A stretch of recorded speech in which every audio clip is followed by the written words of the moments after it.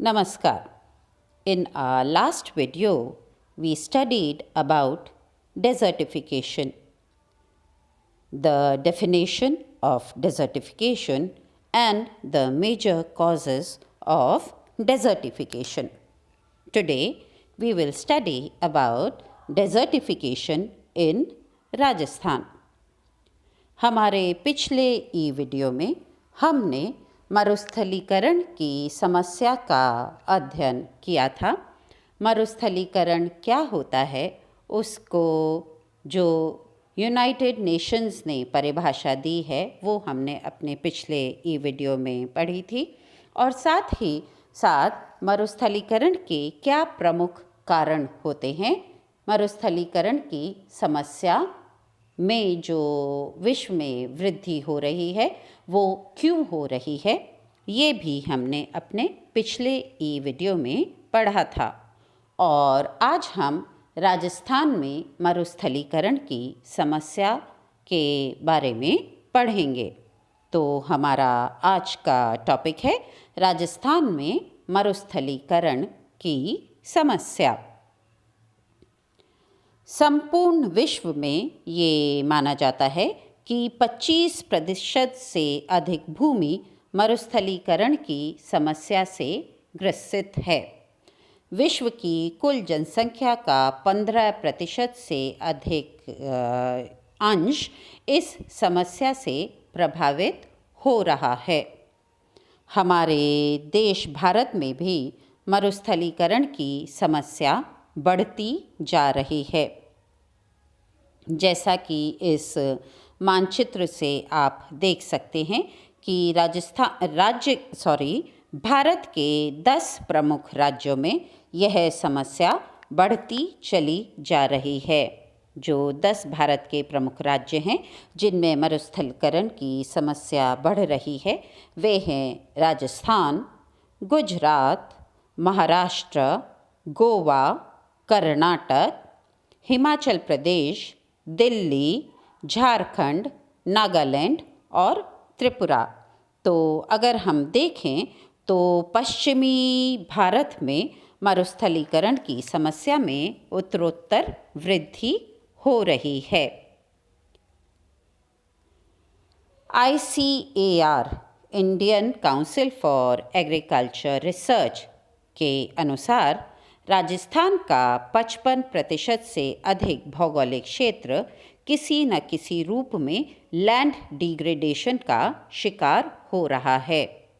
राजस्थान जैसा शुष्क जलवायु वाला राज्य मरुस्थलीकरण का समस्या का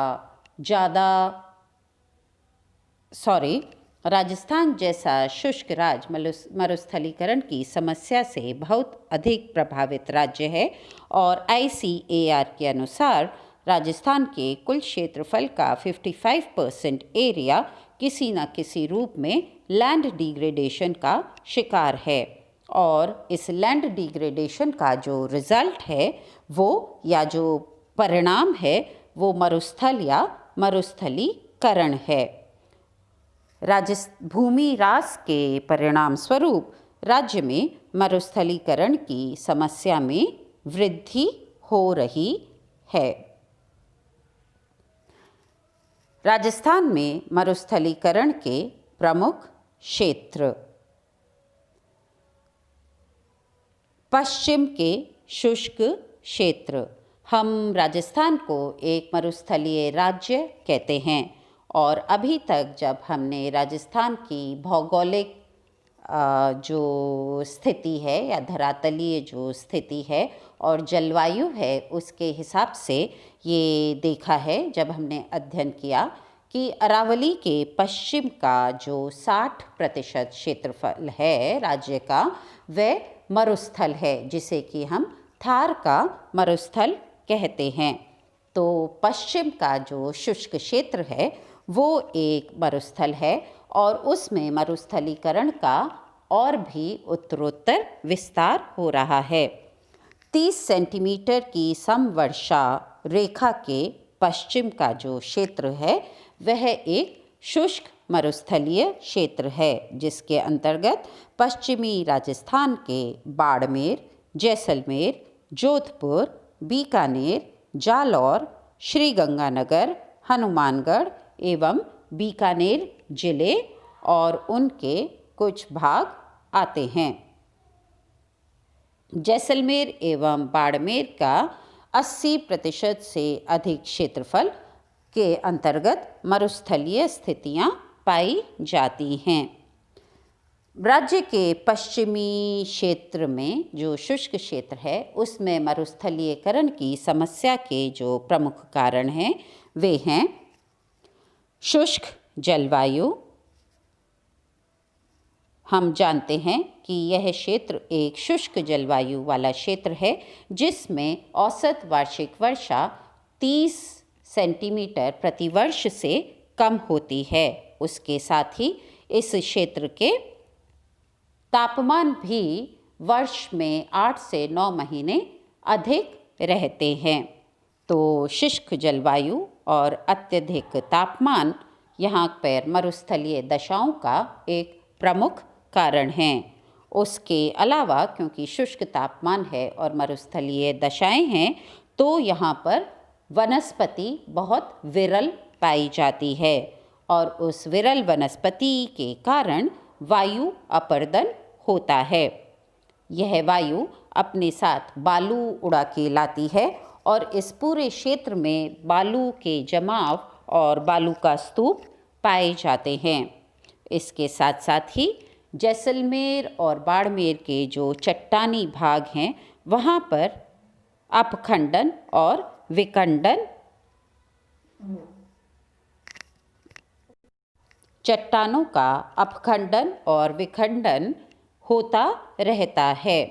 इसके साथ ही जनसंख्या वृद्धि पूरे विश्व में ही मरुस्थलीकरण का एक प्रमुख कारण है और क्योंकि यह एक शुष्क क्षेत्र है तो यहाँ पर पशुपालन एक प्रमुख आर्थिक गतिविधि है। पशुधन में वृद्धि भी मरुस्थलीकरण का एक प्रमुख कारण है क्योंकि जब पशुधन अधिक होगा तो भूमि पर पशुचारण भी अधिक होगा और अधिक पशुचारण मरुस्थलीकरण की दशाएं लेकर आता है। इसके साथ साथ ही अब सभी क्षेत्रों में आर्थिक उन्नति के कारण उद्योग लगाए जा रहे हैं और इस क्षेत्र में इंदिरा गांधी नहर और अन्य तरीकों से सिंचाई सुविधाएं प्रदान करके कृषि का विकास किया जा रहा है। इन सभी कारणों से पर्यावरण प्रदूषण हो रहा है और इस कारण पश्चिमी राजस्थान के शुष्क क्षेत्रों में मरुस्थलीकरण की समस्या में वृद्धि हो रही है।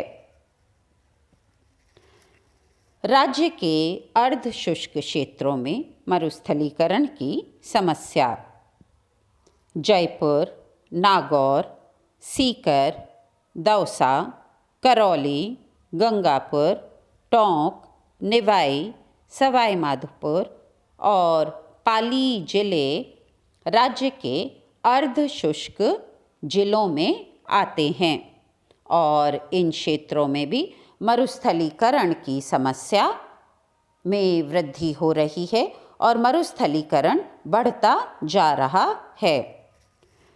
अर्ध शुष्क क्षेत्रों में मरुस्थलीकरण के जो प्रमुख कारण हैं उसमें पहला है क्षेत्र की अर्ध शुष्क जलवायु। इसका मतलब यहाँ पर भी औसत वार्षिक वर्षा 50 से 70 सेंटीमीटर प्रति वर्ष के बीच में है। यह जो वर्षा है यह कम वर्षा में आती है और इसी के साथ ये जो क्षेत्र हैं इनमें भी वर्ष में 8 से 9 महीने तक तापमान उच्च रहते हैं 20 डिग्री सेंटीग्रेड से अधिक। तो यह अर्ध शुष्क जलवायु वाले क्षेत्र हैं। इन क्षेत्रों में जनसंख्या में अति वृद्धि हुई है।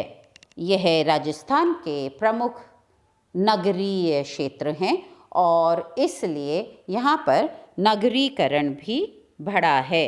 ये शहरीकरण और नगरीकरण के राजस्थान का ये प्रमुख एरिया है और यहाँ पर सर्वाधिक शहरीकरण हुआ है। इस शहरीकरण या नगरीकरण के साथ साथ ही यातायात विकास के लिए, उद्योगों के लिए और अन्य सामाजिक सेवाओं के विकास के लिए भूमि का उपलब्धि के कारण भूमि प्रदान करने के लिए यहाँ की प्राकृतिक वनस्पति को नष्ट किया गया है और इस कारण यहाँ की जो प्राकृतिक वनस्पति नष्ट हुई है तो उससे वायु अपरदन और वायु का निक्षेपण अधिक हुआ है। साथ ही क्योंकि यह शहरी या नगरीय क्षेत्र है जिसमें उद्योगों का भी विकास हुआ है तो यहाँ पर जल की मांग बहुत अधिक है और क्योंकि जलवायु जो है वहाँ पर औसत वार्षिक वर्षा 50 से 70 सेंटीमीटर है तो इन क्षेत्रों में भूमिगत जल का अतिदोहन हुआ है। नगरीयकरण, औद्योगिकरण, वनस्पति का विनाश, भूमि का अतिदोहन, इन सब कारणों से पर्यावरण प्रदूषण भी बढ़ा है और ये सभी कारण मिलकर के राज्य के इन अर्ध शुष्क क्षेत्रों में मरुस्थलीकरण को बढ़ा रहे हैं, मरुस्थलीकरण में वृद्धि हो रही है। राजस्थान के उप आर्द्र और आर्द्र क्षेत्र जो हैं, जिन्हें कि हम कह सकते हैं दक्षिण और दक्षिण पूर्व के जो क्षेत्र हैं, जहाँ पर औसत वार्षिक वर्षा 70 से 120 सेंटीमीटर प्रतिवर्ष के बीच रहती है, वहाँ पर भी हमें मरुस्थलीकरण की समस्या में वृद्धि देखने को मिल रही है। ये जो क्षेत्र हैं इसके अंतर्गत आते हैं ऊपरमाल का पठार, चित्तौड़गढ़, डूंगरपुर, बांसवाड़ा, कोटा, चंबल के बीहड़ों वाला क्षेत्र जिसके अंदर सवाई माधोपुर, करौली भी आ जाता है और जो दक्षिण में माही बजाज सागर बांध वाला क्षेत्र है, डूंगरपुर, बांसवाड़ा वाला क्षेत्र, ये यहाँ पर औसत वार्षिक वर्षा तो 70 से 120 सेंटीमीटर प्रतिवर्ष है, पर यहाँ पर भी हमें लैंड डिग्रेडेशन देखने को मिल रहा है और उस लैंड डिग्रेडेशन की वजह से मरुस्थलीकरण की समस्या बढ़ रही है।